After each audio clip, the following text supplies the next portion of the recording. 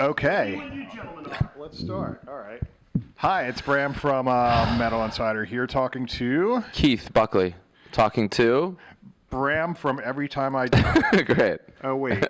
Keith is in Every Time Yeah. I Die. I Yeah. came here to ask him some questions about the new record Mm-hmm. and other things. Yeah. So, from Parts Unknown, are Yeah. you wrestling fans? Like, how did that name come about? Yeah, we're wrestling fans. I mean, we grew up in the 80s, so I think that wrestling and the wrestlers was our first introduction as kids to, like, larger than life, I don't know, characters, but we've kind of been following it ever since. Not as adamantly as Andy Williams. So he had a documentary that we were watching when we were on tour one time, and somebody was introduced as being from Parts Unknown, and that idea kind of stuck. I thought it was kind of cool because I figured it could apply to a lot of things. So yeah, it was kind of a way to for us to clean the slate and start new, and I think we did that.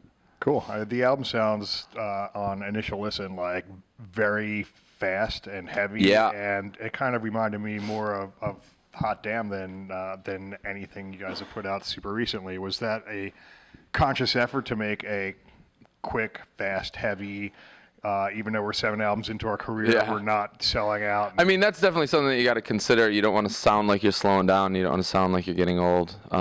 But no, it was never a decision to make a record that sounded like Hot Damn. I think that we just wanted to make a record that you could play from front to back live and have it be a good, solid, half hour, 40 minutes worth of entertainment. So we kind of kept in mind that we'd have to be playing a lot of these songs.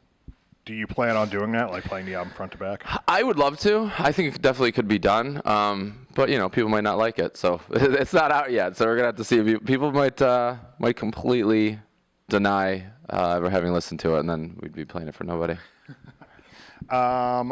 Other than the fact that he's in Converge, one of the best hardcore bands of all time. Thank you. I am. Yes. Yes, congratulations. Yeah. Is there anything that led you to working with Kurt Ballou for the new album? Other than him being in one of the best bands of all time, no, not much else. That was just kind of the automatic response when somebody asked us who we wanted to record with. It was with going with him. So. Were there albums you looked up to when Yeah, making a decision? Yeah, I mean, it was obviously Converge's entire catalog that had done it for me. I've been a fan of theirs since I was like 15 years old, so we'd always tried to get them to do our record, but the timing never really worked out, and probably for a reason. I think this one came at the right time. Right, and you have had guests on your albums throughout the years, and this is no exception. You got Brian Fallon from Gaslight and Yep. Sean from Coalesce. Yeah.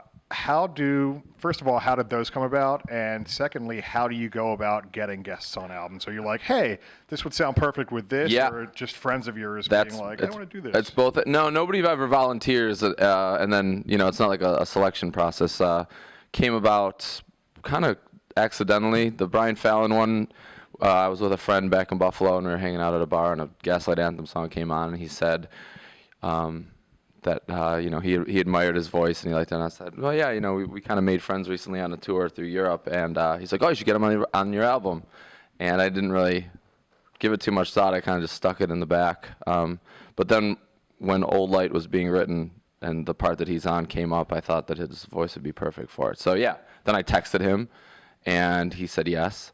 And the same thing went for Sean. It was we were writing a song that had a Coalesce part. And I thought that rather than trying to do it, it would be cool to just get him to come out and be on it. But I was warned by Kurt that he hadn't been performing, and he wasn't sure if he would ever do it. So kind of just reached out to him and pleaded my case, and he said he liked our music, and there were very few people he would do it for. So he went into training and contributed. It was great.